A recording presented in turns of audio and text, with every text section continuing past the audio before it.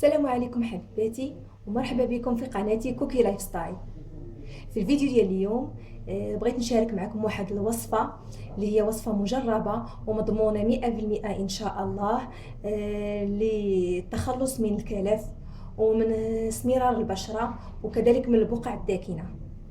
وهي وصفة المكونات ديالها جد بسيطة، وكنتمنى اي وحده فيكم كتعاني من هذا المشكل تجربها وان شاء الله غتبان ليها النتيجه. الوصفه ديال اليوم كتكون من نصف كاس من الحلبه. كيف ما كتشاهدوا نصف كاس من الحلبه كناخذوه تنملؤوه بالماء وكنبيتوه ليله كامله. مع الصباح تنحصلوا على هذه النتيجه. ديك الحلبه تتضاعف الحجم ديالها وتتنفخ. من بعد تناخذوها وتنطحنوها في الخلاط الكهربائي. من بعد ما طحنت الحلبه كنحصل على هذه النتيجه، واحد العجين اللي كنحتفظ به في الثلاجه، واحد الكميه كبيره لا باس بها كنحتفظ به في الثلاجه.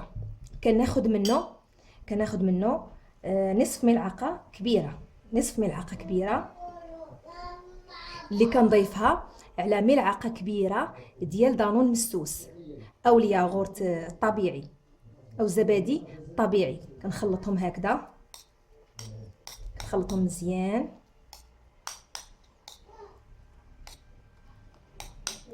نخلطهم مزيان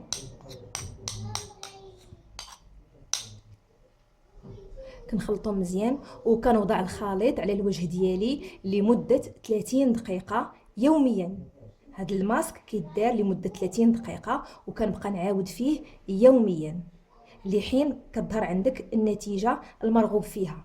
هذا الماسك البنات كنتمنى ان اي وحده كتعاني من الكلف ومن البقع الداكنه ومن اسمرار البشره انها تجربه، لانه مجرب ومضمون ان شاء الله. وكنشكركم البنات على المتابعه ديالكم. الى عجبكم الفيديو ديال اليوم ما تنساوش تشاركوا في القناه ديالي وتركوا لي التعليقات ديالكم واللايكات ديالكم. وما ننساش بالمناسبه انني نشكر كل من خلى لي اللايك ديالو، خلى لي التعليق ديالو في الفيديوهات السابقه. وشكرا.